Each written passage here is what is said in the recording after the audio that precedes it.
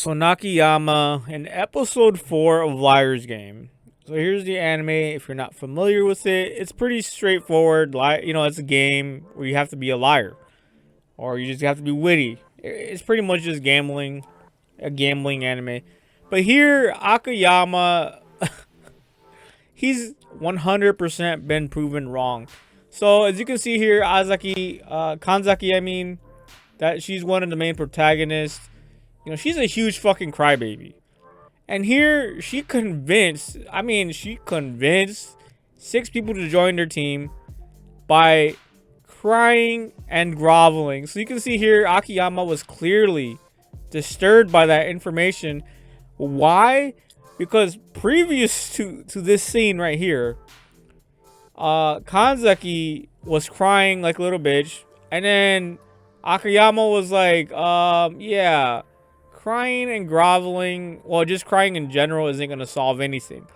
But it's just so ironic that her crying and groveling actually helped them. Like, it's just one of those facepalm moments where you're like, what the actual fuck? So this brings into question another thought that I had while watching this anime. Like, why does Akiyama honestly give 2 shits about Kanzaki? There has to be something there.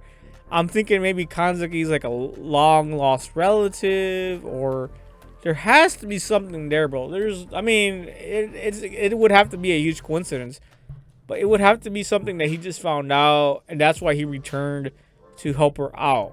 I mean, to go this far to help some random stranger get out of debt, bro. There's a shitload of people in the world that are going into debt. It's like, okay, it's just one of those things where it's like sad, like extremely sad, and I never wish upon it. I never wish anyone to go into debt, but it's gonna happen. So why Kanzaki? Why this moment? He got way too invested in her, but I just feel like there just has to be a reason why Akiyama, he's a professional con artist, and he actually went to prison. Why does someone like that actually give 2 shits about someone as dumb as a rock like Kanzaki?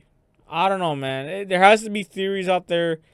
If you watch this video, post your theory. Maybe you're one of the few that's actually watching this. Right here, look, you can clearly see this is actually the scene where she's crying and where Akiyama's like, yeah, stop with the crying. It doesn't work. See, look, quit crying. If you want to survive, the first rule is not to cry. The second is to know your enemy. If you want to survive, the first, yeah. So there you have it, guys. It's just so funny and so ironic that he said this only to be proven wrong in the same goddamn episode. Of course, crying isn't gonna really solve much of anything, but hey, it's a toolkit that women, I think for some, but I'd say the majority of women, is a good toolkit, but I would never recommend it. But right here, he obviously just didn't recommend it at all in general.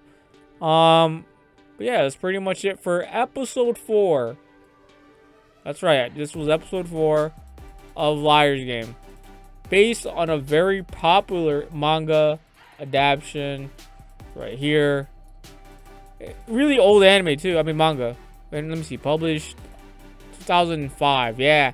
God damn, it's been 2 decades. Holy smokes. 2 decade old anime. 20 years later. God dang. Why now? I don't know, man. I think they're running it. Yeah, that's weird. Why so late? I guess they were like, hey, there's old ass animes out there that haven't got adapted yet.